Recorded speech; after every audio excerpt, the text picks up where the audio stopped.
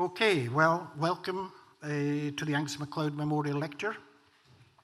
And whether you're here at Park School in person or linking in via the live stream.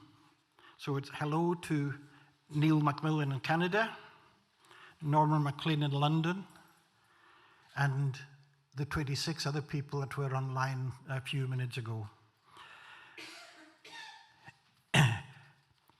It's a nice evening and very unusual because all of you who come regularly to the lecture will remember that we usually have a howling gale. So there's no excuse for staying home tonight. A beautiful evening. This is a special year, the 21st in our prestigious series, and how time flies. Of even more significance is that this will be the last lecture in the series. Nothing goes on forever. Running out of people who knew Ease personally. A lot of work goes on, and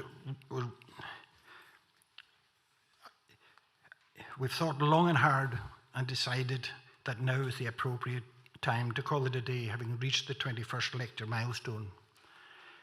And who could follow Elizabeth anyway? I mean, it'd be very difficult to follow her. We've had many prestigious speakers over the last 20 years, over the last 20 events, which is in fact 20 years, of course. And tonight is no exception with Elizabeth, Angus' daughter, telling us more about Angus, the man. There's plenty published information about Angus and what he did in the various things he tackled, but tonight is more about Angus, the man. Elizabeth will mention more about the last 20 speakers in her lecture, some very interesting people indeed, and many of you will remember some of these lectures. I do, however, want to touch on one other significant and indeed sad event since we last met here in October last year, and that is the passing of our great friend, committee member, and chief organizer of so many things, the passing of Ishbel McLennan at the end of March. For those of you who knew Ishbel, you won't be surprised that she was the main organizer of all the refreshments, especially the lovely baking at these lecture events. And we remember that she would dash in at the last minute and have everything under control by the time the lecture started. So everyone who knew Ishbel remembers that she was very much a last minute person. Her husband John sends his best wishes for tonight. And we are discussing with him the possibility of hosting an event in spring to commemorate Ishbel's life and achievements. She did so much in our community. Coming back to tonight's lecture and our speaker, I spent some time looking at how we have worked with Elizabeth and her brother Ian over the years in building what is the Angus MacLeod archive in Cashiter and online. I came across some photos of our steering group meetings from 2004. My goodness, did we all look so much younger then? It was quite frightening to look at them. Just as well we're not putting these pictures up. It's been such an important resource and has been accessed by thousands of people over the years, including the website being hacked twice by the Russians. So that's how popular the website was. Following the lecture, as is customary, there'll be an opportunity to put questions to Elizabeth, followed by a vote of thanks at Gaelic Sam and Grace. That will conclude the formal part of the evening. You are then all welcome to stay behind for refreshments, as always, usually a good chat with everyone. You can look at the publications available on the tables over there, including an illustrated booklet based on Elizabeth's lecture, which we've published for tonight. There's calendars. I brought some of her calendars because they're just out yesterday, so anyone, we've sold quite a few already tonight, so hopefully there's a few left if you want a calendar. And there's also uniquely some postcards. So Chris Coles, who lives up in the town, he's been taking some beautiful photographs, so you'll see a choice of his postcards over there. And of course, we meet up with the old and new friends for a good chin wag right at the end. So it's now my privilege to ask Elizabeth to give the 21st Angus Macleod Memorial Lecture.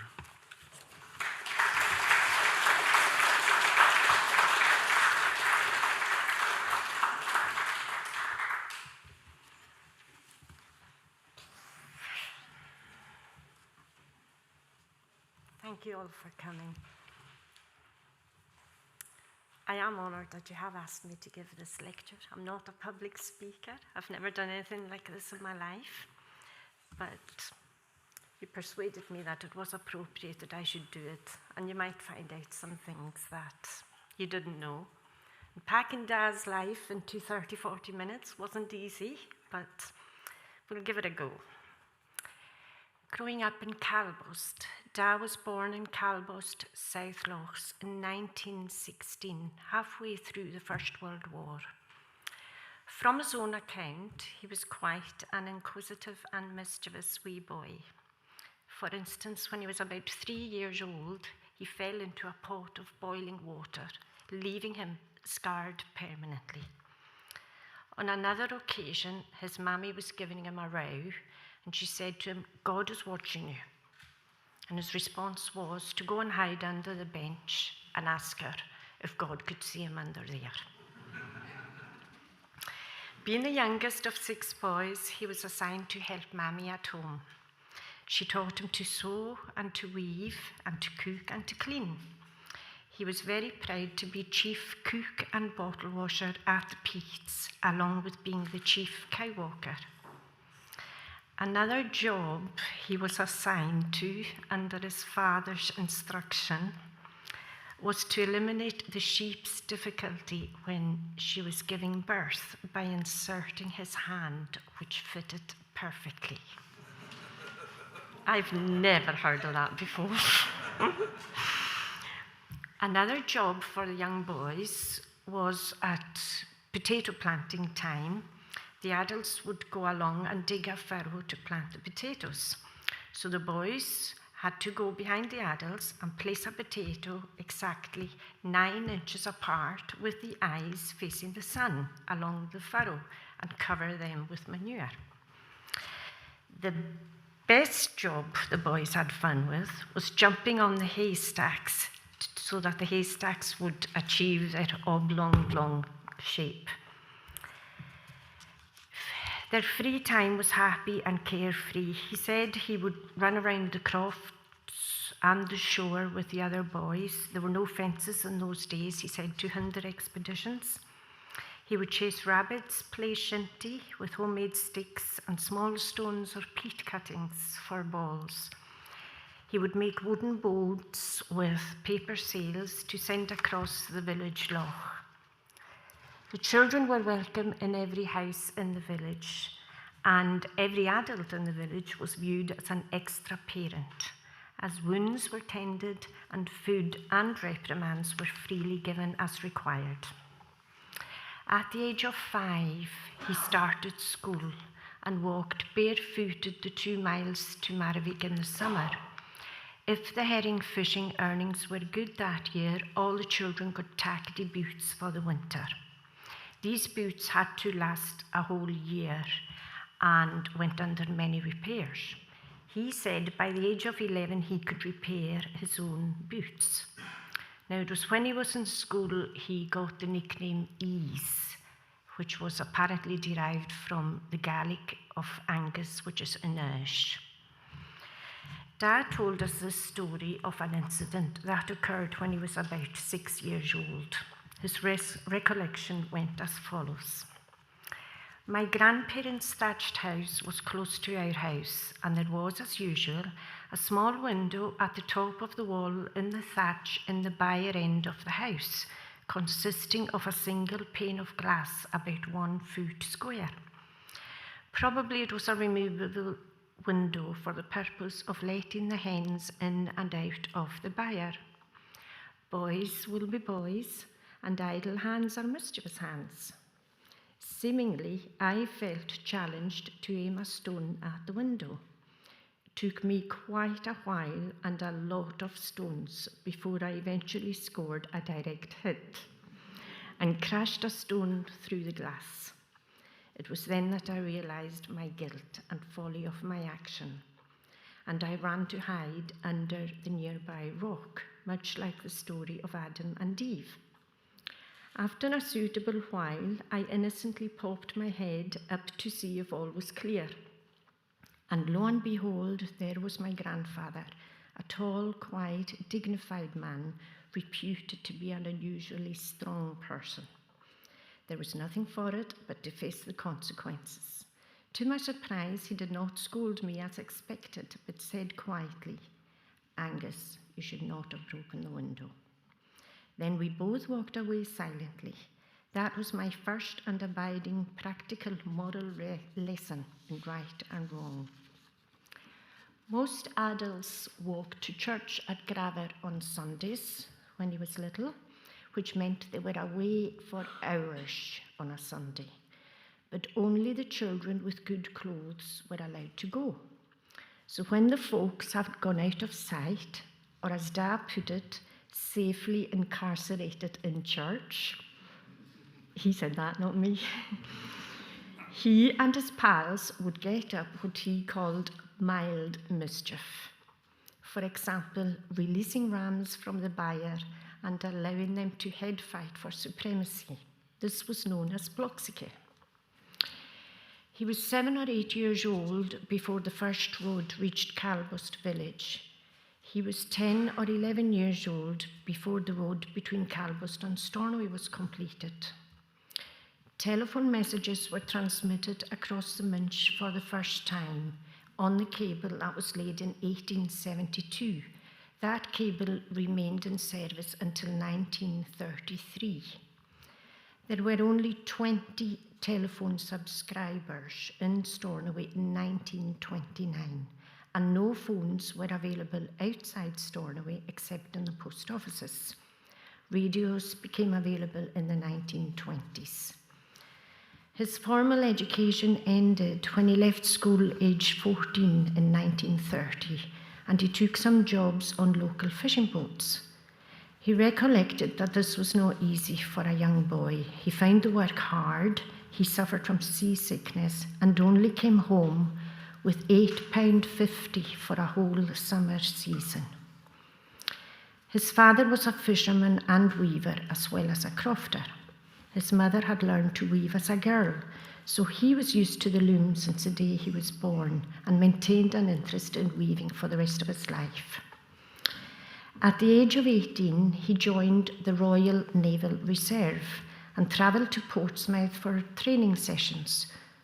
When he was 20, he stepped off a train in London following a training session in the hope of securing a berth as a naval seaman. To his surprise, he got a berth on a banana boat heading to Jamaica, and he went off the next day, and he was on that boat for about 2 years. But like so many others in 1938, he was ordered home to prepare for call-up to the Second World War. While waiting on call-up, he took seriously ill with tuberculosis and was actually one of the first people to survive this terrible scourge after having part of his right lung removed. He had a huge scar down his back. When he returned to Calbust in 1941, very much an invalid, out of the 150 or so residents in Calbust, 54 were on duties serving in the war. Da was still recovering and only had £26 savings in his pocket. His father had died suddenly in 1940 while working on the croft, and his mother, already unwell when he reached home, died in 1942. 2 of his brothers were already in America, one of them sending back a little money to help. A third had died in 1937, and another was ill in Stornoway, yet one more victim of TB. The 5th brother, Murdo, obtained compassionate leave from the Navy and came home to look after everything. Da used his £26 savings to buy wool and took it to the communal boiler at the loch, where he washed and dyed it with the green crottle he had scraped off the rocks. He sent the wool to Stornoway to have it spun into a tweed and then moved to lodgings in Stornoway. He built his house in Marybank along with a large building the length of the Few to accommodate a garage for a car. Next was an area for a loom and yarn spinning. Next was an area for measuring tweeds and warping, and then there were offices at the end. Another smaller building had 2 storerooms for the tweeds. He soon acquired a loom and tools to produce warp and weft yarn and became a buying agent for a London Harris Tweed firm. He would buy Harris Tweed from the crofted weavers and sell it to London. Stornoway mills were not happy with the small producers, but he felt that the market was large enough to accommodate both the mills and the producers. He and Annie McInnes from Graver got married in 1946 at the Free Church Seminary, Stornoway, by a Reverend Macleod Graver. The reception was at Ma's family home, 8 Graver, followed by a dance in the Graver schoolhouse. Ma had come home the year before after working at an Alloa shipyard as part of her war duty. Their daughter Ishbel was born in 1947. Along with the house he built, he also opened a grocery store and small cafe 2 doors along in Marybank.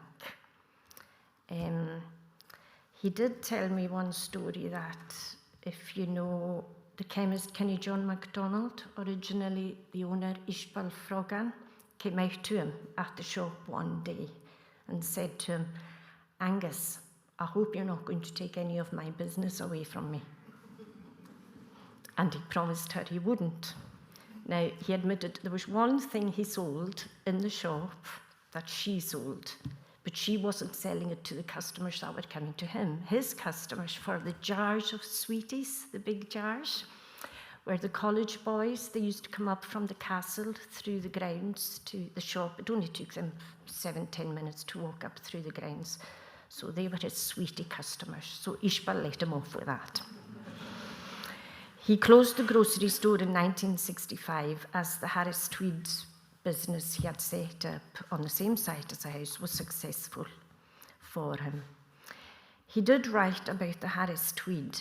Wartime meant a seller's market for all Harris Tweed producers. By 1949, peace had opened worldwide competition, and the crofters could not withstand this change. So from that year on, manufacture was largely in the hands of 4 Stornoway mill spinners and about a dozen of the larger small producers, of whom I was one.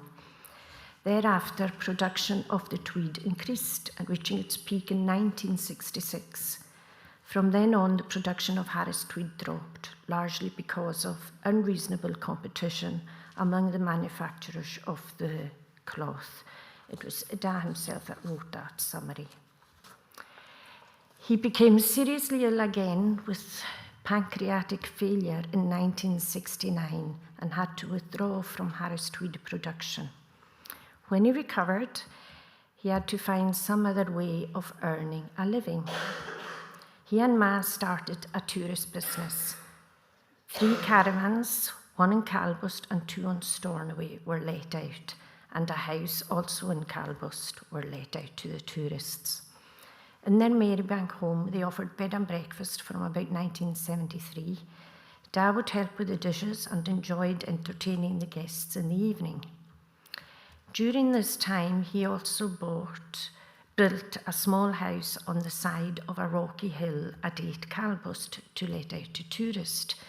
The foundation had to be over 7 foot high to allow the top house to be level. But he decided to make the foundation into living quarters for us.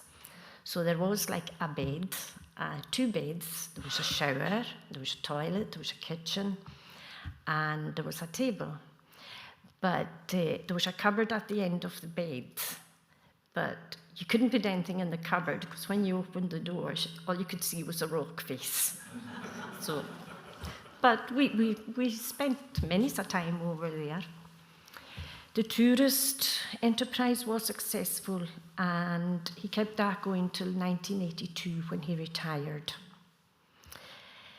In retirement, there was more time for voluntary work. I think his experiences and sense of social responsibility dictated what he would get involved in.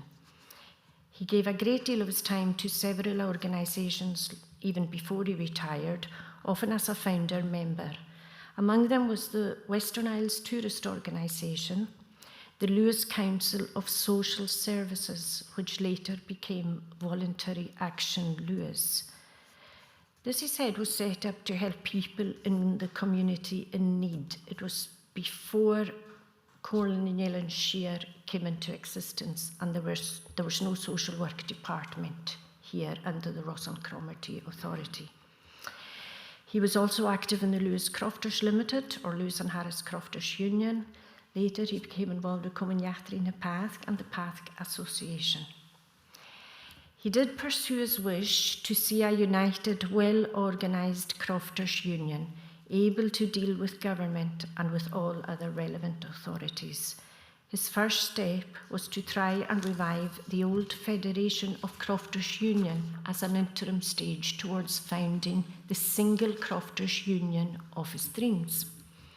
Receiving support from the Highlands and Islands Development Board and working ceaselessly to achieve his goal, he saw the establishment of the Scottish Crofters Union in 1986.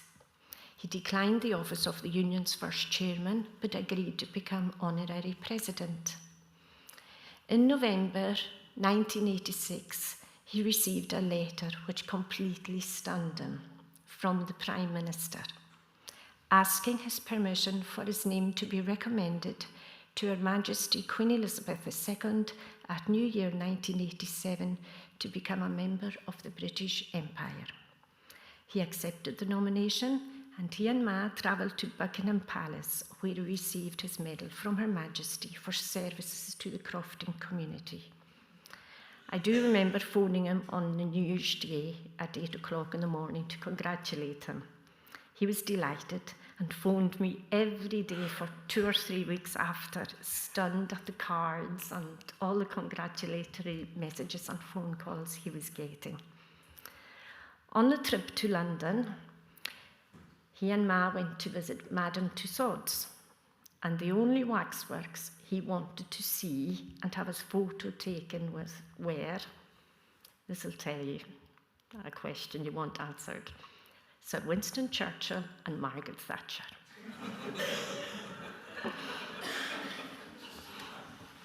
He admired the way, he said, they led the country during war and in later times. He did admit he did not vote Conservative all the time. It depended mostly on who was standing locally.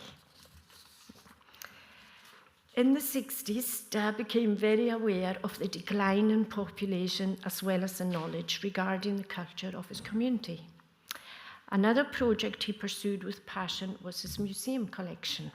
To quote himself again, it occurred to me that seeing I now had a suitable place, my father's house, to accommodate objects relating to the history of the people, I should make a start by going to Harris to see if I could recover my father's wooden loom, which was in place in the kitchen when I was growing up, but subsequently had been sold in Harris. After searching throughout a good part of Harris, I failed to locate it, but I did come across someone who was willing to sell a similar wooden loom to me. As I had a large trailer at the back of my car, I bought that loom, and that was the first artefact in the Calbus collection. That was in 1965, and thereafter I applied myself to collecting many things that people were throwing out, particularly if they were moving house. I was able to gather a good collection of many hundreds of artefacts. We as a family eventually donated to the Stornoway Museum for display of the artefacts. Benches, chairs, dresser, crockery, ornaments, box bed, kitchen vessels, utensils, tools, spinning wheel, implements, all were assembled, and to nearly every item he attached a story. Visitors did come to Calbust and to see the collection, and he did enjoy telling them where they came from and what they were used for. He was quite, how can I say, passionate about this. I remember going over to the west side, Bardas, with him one day, and he stopped the car and he said, "There's something on the side of the road. It might do for the collection. Go and see what it is." I went, "We're in the middle of the Bardas, Muirda. Go and see what it is." I went and got it. It was an empty baked beans can. But that's how keen he was on the whole venture. But yeah, the trust, there's now a family trust that own the collection, and it is managed by Museum Danielen. His interest in local history extended even further than collecting artefacts. He would visit people and record conversations with them, which he transcribed later. The Angus Macleod archive contains files full of genealogies, research on crofting, fishing, and all aspects of the history and geography of Park. There are thousands of handwritten and typed documents in the archive. When Donny, the chairman of the Common Yachtri, had the idea of setting up the archive in Dasnims, I was a bit dubious myself about the idea, but grants enabled the archive to be set up at Ravenspoint in 2003, with the Islands Book Trust sourcing the money for it. News of this archive did spread worldwide, and the knowledge and meticulous research is still widely used. Another way of remembering the past and physically preserving history was when he turned his attention to memorials, not specifically of Calbust, and not more generally of war losses, but of stages in history of a different kind. Reflecting on the story of ordinary Lewis people, and particularly those in South Lochs, he knew from tradition and from printed records that over the later years of the 19th century and into the early 20s, even with his own lifetime, the struggle for securing a firm foothold on the land had been a leading preoccupation of the crofters. Out along the coast and among the hills of Pathk were signs of those former inhabitants, the ruined, roofless, crumbling houses, shillings of pre-clearance life. Even after the Crofters Act of 1886, giving security of tenure to crofters, many families desperately needed more land, and their grievances led to the land raids of the late 19th and early 20th centuries, when some crofters attempted to seize land against the wishes of the landowners. To quote him again, he said, "We set up a committee representative as far as possible of the whole island, and we were not sure what form or design the memorials should take. We debated the issue thoroughly, and we agreed that our organisation be called Cainochan na Gaiscoch, Memorials for the Heroes. Then we realised we had the benefit of 2 trained artists as members of our committee.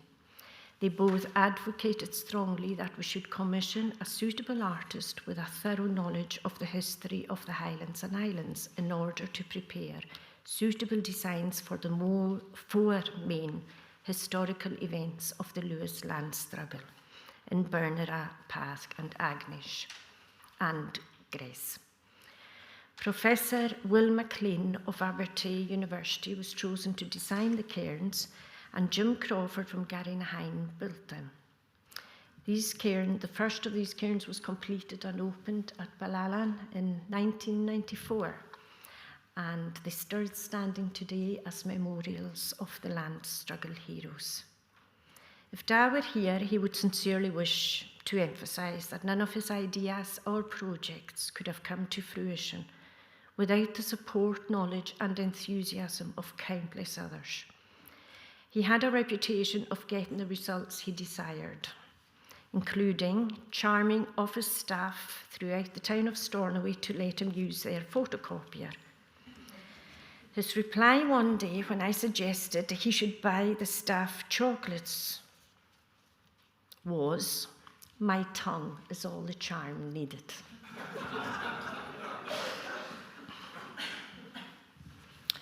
His Christian faith was important to him, and this saw him and Ma through the darkest time of their lives, when their only child,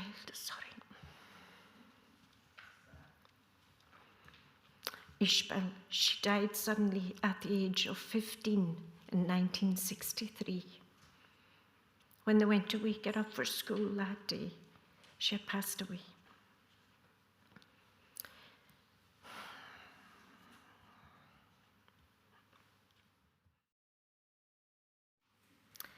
But Dan never lost that mischievous streak with which he was born. One time he and my brother were going over to Calbust, and he got Ian to wear a woman's wig on the way over, just to see how long before the report came back to his ears that he had a strange woman with him. As expected, when he went over the following week, he was asked politely if he had visitors at home on holiday. Another example of his mischief streak, he grew a beard in the 70s just to see the reaction by the locals. Beards were not in fashion then, especially for a man going to church. As if that wasn't enough, he took to wearing a bow tie. The responses, along with folk avoiding him on the street, amused him greatly. For Her Majesty Queen Elizabeth's Silver Jubilee in 1977, he didn't mind that he was probably the only man on the island who put up a lot of flags round his house in Marybank. This is the main road between Lewis and Harris. Some of these flags he made himself, he could still sew, and some he made out of plastic and things. And he was quite happy to show off that he loved Her Majesty the Queen. Although he lived in Stornoway, he would go over to Calbust every chance he got to fish and look after the croft. One time he and his brother Murdo went out fishing in the rowing boat. A heavy fog descended quickly, and it was the sound of the sheep bleating that enabled them to find land. On these fishing trips, he had to endure, his words, one habit of his brother that he did not enjoy. Murdo would boil eggs in a pan.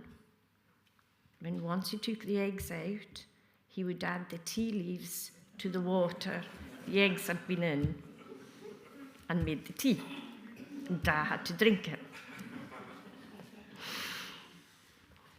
He did hate idleness, and when he was not working or at his desk, he would think of projects to occupy his mind. He built little wooden hotels for the birds, and he put them up on the walls around the house. He also designed and made 2 large cement Bibles to place on the gateposts of Calbust Mission House, which are still there. One time, when he was visiting me on the mainland, I left him in the house just for a short while I went shopping. On my return, he made toys out of bits and pieces for the kitten. And I said, "The cat's got toys already." And he said, "The cat's bored." So he thought the cat would be much more entertained with his homemade toys. One time, when I was home on holiday, he took me downtown, and someone had parked in his usual space. That's where the model of the herring girl is now with the barrels at the corner there. He always parked there. He was mad. Somebody had parked there. And he did go mad. And I said, "Da, your name isn't written on the space." And he said, "Doesn't need to be written on the space. Everybody knows I parked here, and everyone knows there's a Crofters Union sticker on the back of my car." And no, he wasn't happy. But then I remembered that Crofters Union did me a favour on another occasion. One of his friends decided to get a private number plate. And he thought this was quite a good idea. And he thought he would get one with E's number 1 on it. And I thought, no. And Even the threat of being disowned as a parent didn't put him off the idea. But what did put him off was to point out to him that it'll cost you hundreds of pounds for that, and everybody knows you carry anyway because of that Crofters Union sticker. And he bought that one. So he never got a private number plate.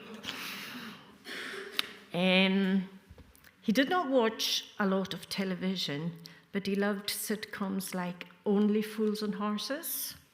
Another one called A Step to One's Son, which was like an antique dealer comedy, and Panahandy, which was on a fishing boat. The only sport he watched on telly was boxing and wrestling, darts and snooker. I remember he did buy us boxing gloves and put a dartboard up in the garage for us. His favourite newsreader was Sir Trevor MacDonald. As my sons grew up, they would often receive handwritten letters from Pap. Here is one of his last. Dear Robert, Callum and Lewis, thank you very much for remembering me on Father's Day.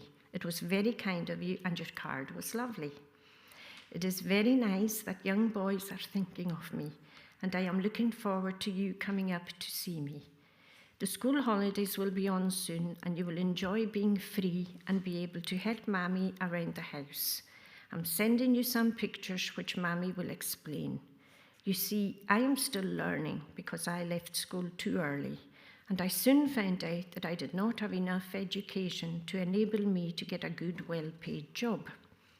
Young boys nowadays are lucky. They can stay at school and go to college or university and be well informed. I strongly recommend that you boys do your best to learn your lessons while you are young, because that will help you when you get older to get good work. Enclosed are a few pounds spending money. Sincerely, Pap. Don't know how many of you are grandparents, but I don't know if anyone writes letters to their grandchildren like that anymore. But it was quite funny when the boys would come in and see that they had got a letter from Pap. It was quite funny because they would say, be two things in it. Do well at school and there'll be money. So my mother passed away suddenly in 1997. After that, Dad's health deteriorated steadily. The evening before he passed away in 2002, he was feeling very sick and very frightened. The doctor came to see him and gave him some medication. He went to bed. I used to lie on a camp bed mattress on the floor beside him if he needed anything through the night. But this night he asked me to lie on the bed beside him, which I did. So we chatted away. And he thanked me for coming home to look after him. He passed away just shortly after that. He was very thankful to have been brought up here, and I have to say, so am I, very thankful to have been brought here. As Donnie said, this is the 21st in this series, and there's been quite a few very interesting, well-learned people. So I thought I would recount these previous lectures for you. The first one in 2004 was given by the late Reverend Professor Donald Macleod, entitled Passion and Paradox. He gave an account of Dad's life and passions. Second lecture was by Professor James Hunter. He spoke about a moorland without crofters. Professor Hunter worked with Da establishing the Crofters Union, and I think it was him that nominated Da for the MBE. Bill Lawson was number 3, and he spoke on the clearances in Lewis. And Mr. Lawson and Da did quite a lot of work together on genealogies. Number 4 was Brian Wilson, speaking on the case for crofting tenure. Number 5 was Christine Kennedy. She a personal perspective from the village of Oronsay. Christine also recorded a lament that was written for their daughter Ishbel, which the BBC, you hear it sometimes getting played on the Gaelic radio. Number 6 was Charles Kennedy, the late Charles Kennedy MP. He spoke on crofting and a European future. Number 7 was Agnes Rennie on land reform. Number 8 was Professor Boyd Robertson, the principal of Solmo Rostank. He spoke on language, culture and community. Number 9 was Emeritus Professor Donald Meek, with an alternative view to crofting. Number 10 was Kenny McCaskill, MP, Opportunities of Independence for Islands. Number 11 was Maggie Cunningham, and she spoke on Gaelic broadcasting in the 21st century. Number 12 was John Norgrove, and he spoke on Afghanistan and how it changed our family. John Norgrove was quite instrumental when it came to the memorial cairns, because he was able to direct them and help them with how to apply for money and grants to build the cairns with his technical and engineering expertise. Number 13 was John Swinney, who was MSP then. He was Deputy Scottish Minister. The Place of Gaelic in a Modern Scotland was his title. Number 14 was Donalda McKinnon, the role of the BBC in an ever-changing global communications industry. Number 15 was Dr. Angus Macmillan on the war hero of Boonsey. Number 16 was Kenny Matheson, the broadcaster, on the Leverhulme Initiative. Number 17 was Joni Buchanan. That was the COVID lecture in 2020. And she spoke on Hebridean women, and she's since published a book on the same subject. Number 18 was Alistair McIntosh on land, community and climate change. Number 19 was Dolina McLennan and the power of poetry. Number 20 last year was Professor Will McLean, and he was a designer of the Lewis Land monuments, and he gave a presentation on that. And I'm number 21. So thank you all.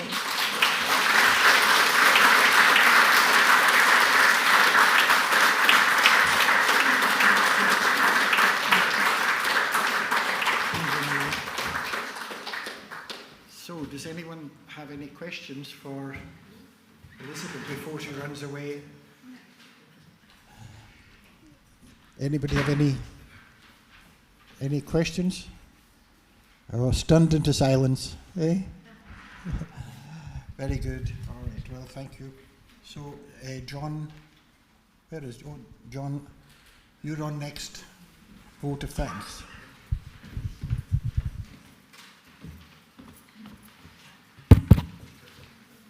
Okay, thank you, Donny. Right, it's my great pleasure to propose a vote of thanks. It's in several parts. I suppose first and foremost to Angus Macleod, and this is the memorial lecture, the last one in the series in his honour, and Angus was a fantastic man, as you all know and as you've heard tonight. But I also want to propose a vote of thanks to Elizabeth, because the Angus Macleod archive obviously wouldn't have been there had it not been for Angus, but I can tell you it would also not have been there if it wasn't for Elizabeth. Elizabeth was still is, the driving force behind the development of the Angus Macleod archive. I was involved, as was Donny and many other people, right from the start, 21 years ago, and it was Elizabeth and her brother, but mainly Elizabeth, who drove us on to make sure that that archive that her father had developed over the years was preserved now in Ravenspoint for posterity. When I first saw the archive, it was in a series of shoe boxes under the stairs, I think, in Elizabeth's house. She did the first cataloguing of it, but she soon got the rest of us to catalogue it in a more permanent form, as you'll see at Ravenspoint, in those red folders. She also drove us on to digitize the archive so that we have a website. We had a couple of funded projects to do that. So that archive is a permanent memorial to Angus MacLeod and also, I think, to Elizabeth. I look at the archive from the outside, of course, but it seems to me to cover so many subjects, from land reform to agriculture, crofting, fishing, transport, education, the church, you name it. It's all there in the archive. And it's the most wonderful description of life. Not everything, I think, in the archive historians would necessarily agree with. I think there are some facts in there that people might challenge. But what it does give, and this is its real value, is it's the view of the world as seen from South Locks. The attitudes and the views of the community, not just Angus, but the community as a whole, on things like land reform, for example, and any subject you like. That's extremely valuable. And he was doing that at a time when local history was not particularly fashionable. It has become much more fashionable now. Got communiactory all over the place. But back in the 1960s, 70s, he was very much on his own. And I think Elizabeth has seen the value of that. And it's a tribute to her as well as to her father that the archive is where it is today. And the website, of course, has a lot of the archive in digital form. So I'll ask you in a minute to put your hands together for both Angus and for Elizabeth. But before I do that, I've got quite a long list of people who have made this evening a success. I think we have heard a really memorable lecture, very moving lecture from Elizabeth. And in fact, she is the only person who could have given some of the things that she spoke about this evening. Before the lecture, she was telling me that, I've got nothing new to say, and people won't, what's the point of me giving it? Well, there were unique things that she did have to say, and she did it in a very personal and moving way.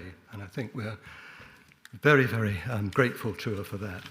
Also grateful, of course, to the school for the use of the school here, the collier, the head teacher, Louise and the other members of staff, Ian Nicholson for help with bringing all the chairs in here from Oronsay Hall, and also driving the bus. Grateful to Locks Motors as well for use of that bus.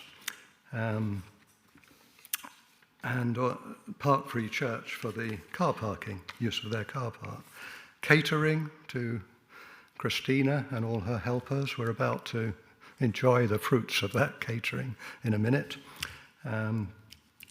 Jack Wolfe and his colleague Callum for recording the lecture and live streaming it. I think we've got quite a lot of people online that listening in.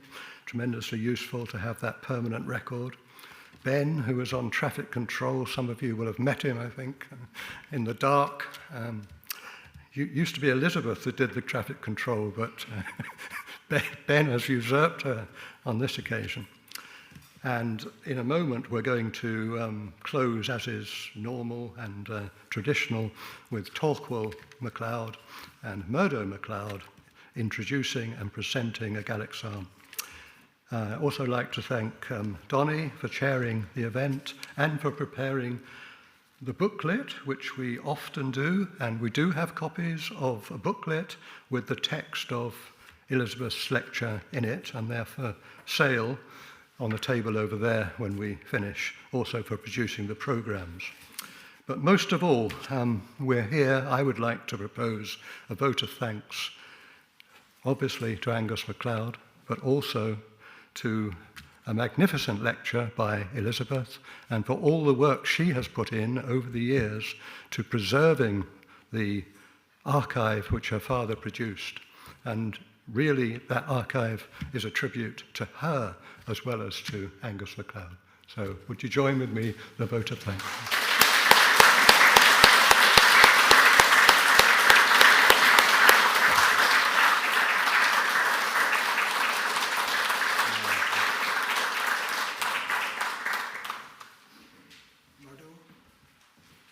I think you're on next.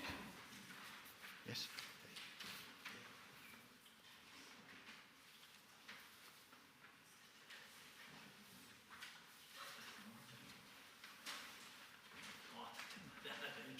That's a tune. Martyrdom, that's a tune. It's Psalm 16. Sam, put the do again on him. Tall for me. Too tall. He kan det jammer.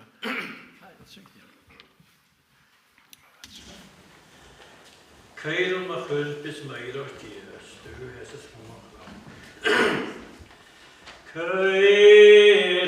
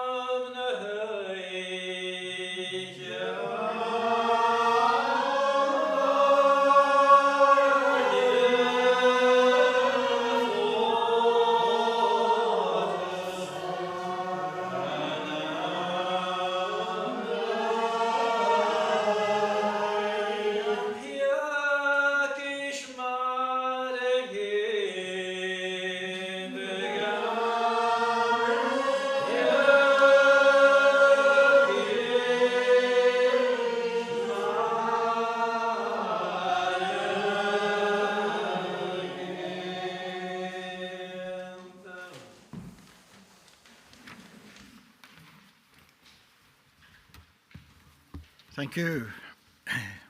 So, before we close, there's one more person to thank.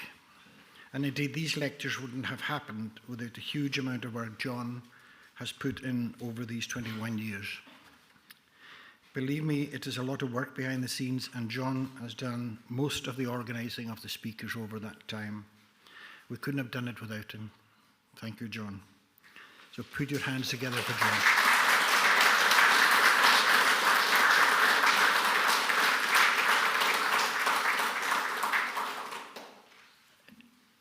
There's no free lunches, so my final word then is that this year we have been unable to raise all the funds to support the costs. So it's really a plea for donations this year. These would be greatly appreciated. There's a donations box over there. Power Trust funded 50% of our costs this year, and we thank them for their support. So I now just call on Torkel to say a few words before we have some refreshments. And of course, you can buy the book as well, that supports our cause. Thank you. Thanks, Donny. Before we give thanks, I would just like to put a sort of personal small stone on a very well-rounded cairn of remembrance. And it was alluded to tonight when Elizabeth was talking about her father's ventures and the shop he had, the grocery store he had. Well, me as a young kid used to visit that store quite often. I would be with my aunt in Benidrove, and she would be sending me most mornings for fresh bread. And on collecting the bread, there I learnt the art of, from the shop to the house, how you could bore a hole through a loaf, bit by bit, tasting the bread. The other thing I would like to say is, I think it was 1972. It was the first year we came home from Glasgow, and the communions were on in Gravert. And the church had a vacancy. And there were so many people visiting that weekend in Gravert that there was no place for people to stay overnight in most of the houses. The houses were full. And Ease came over from Stornoway, and he opened his house, and 22 of us slept that night in Ease's house. Such was their hospitality and kindness. Let's give thanks. We thank you, Lord, for memories. We thank you for the path in which you have taken us all. We can surely say, on looking back, that goodness and mercy has indeed followed us all the days of our life. And we have been so privileged as a people to live where we do live, in the beauty and in the peace of these rugged islands, in a world which is changing so much and so sad. We give thanks today for your mercy and your grace. We give thanks that you are protecting and guiding, that you are leading, but give us hearts to realize and to see it. Bless the food prepared for us and those who so graciously made the provision and pardon our sins for Jesus' sake. Amen.